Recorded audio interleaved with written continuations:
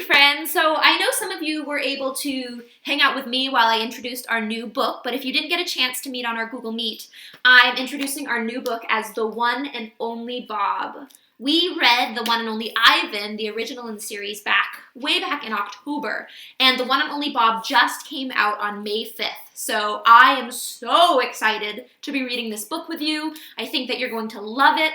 It's in the point of view of Bob, our little mutt friend here. So without further ado, let's get started. We'll read just this first part. And then if you already listened to it with me on the Google Meet, you can check out the next video, which will have chapter 2. The One and Only Bob by Catherine Applegate.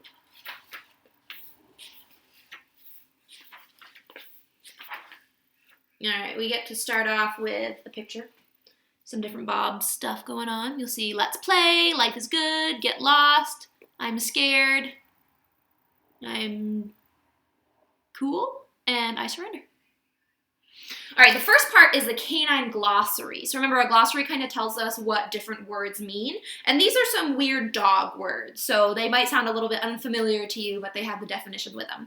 So first up is bed boogie, which is a circular dance performed by dogs before settling into bed. Probably a primitive nesting behavior. Co-pilot, dog riding in car, often with head poking out of open window. See also drool flag. Crazy mutt, exuberant greeting ritual. Drool flag, visible tongue protrusion, frequently displayed during co-piloting or meal preparation. Frap, frenetic, random, activity, period. Synonym, zoomies. Full wag, the happiest tail position, a relaxed circular swish, sometimes including hip wiggles. Fur on alert, raised hair on a dog's neck and back, an involuntary reaction often caused by fright or aggression. Head tilt, quizzical look employed to charm gullible humans. Leave it, the world's worst command, especially when applied to food. Me-ball, dried excrement thrown at observers. Origin, gorilla, informal. Playbow, body position with elbows down and rear up, signaling an invitation to have fun. Rhymes with pet threat. Vet, an otherwise kind human armed with thermometers and needles. Tailspin. 1. Chase involving the flexible appendage attached to the rear of most canines. 2. Informal, an embarrassing or quixotic effort. Toe twitcher. Dream, often squirrel-focused, resulting in foot movement. Tug-of-war string, a long, though never long enough, piece of fabric or leather used to lead humans during walks. UFO. 1. Unidentified food object, often found under kitchen tables or couch cushions. 2. Unidentified floor object, hopefully edible. 3. Unidentified flying object, ideally a stick, flying disc, or slobber-covered tennis ball. Water bowl of power. 1. Jumbo-sized ceramic dish. 2. Uncomfortable human chair, generally found in bathrooms. And zoomies. Sudden bursts of energy, usually involving chaotic dashes through the house. Informal, see also frap. Chapter 1. Confession. Look, nobody's ever accused me of being a good boy. I bark at empty air, I eat cat litter, I roll in garbage to enhance my aroma. I harass innocent squirrels, I hog the couch, I lick myself in the presence of company. I'm no saint, okay? And while I'm at it, I may or may not have eaten a pepperoni pizza with anchovies when nobody was looking. Also, I may or may not have eaten a coconut vanilla birthday cake when nobody was looking. Also, I may or may not have eaten a Thanksgiving turkey, except for the stuffing, way too much rosemary, when nobody was looking. Nobody looking. That seems to be the common thread. As they say on the crime shows, motive and opportunity. Robert. Name's Bob. I'm a mutt of uncertain heritage. Definitely some chihuahua with a smidgen of Papillon on my father's side.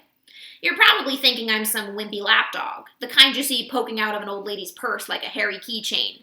But size ain't everything. It's swagger, attitude. You gotta have the moves.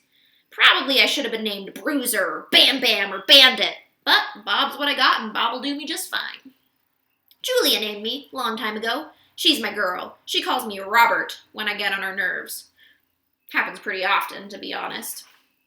Numero uno.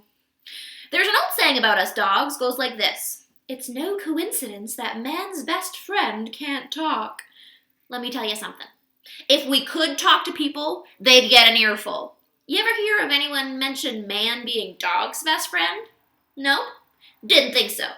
Way I've always figured it, end of the day, you gotta be your own best friend. Look out for numero uno.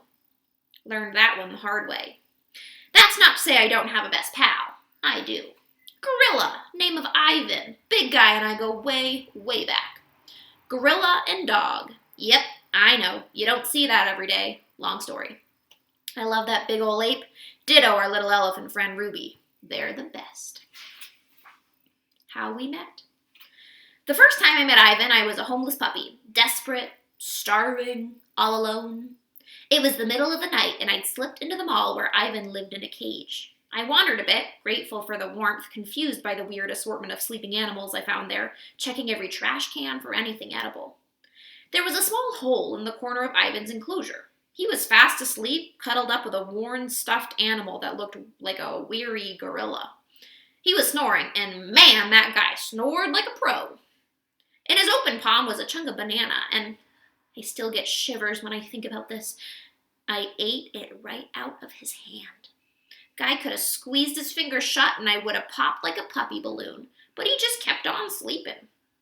And then, more shivers, I am either a maniac or the bravest dog on the planet, probably a little of both.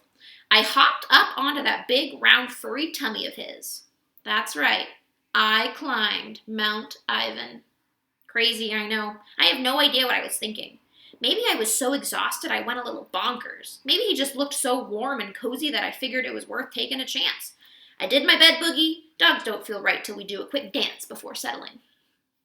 Once I had things just so, I lay down in a little puppy lump and rode the waves on that tummy like a puny boat on a great brown sea. When Ivan opened his eyes the next morning, he didn't seem surprised in the least to find a puppy snoozing on his belly. He refused to move until I woke up. I think he was as glad as I was to have found a new friend. All right, so that's just the introduction of our book, One and Only Ivan. We will read the next part on Monday. Hope you are as excited as I am for our new read aloud. Thanks for joining, guys. I'll see you next week.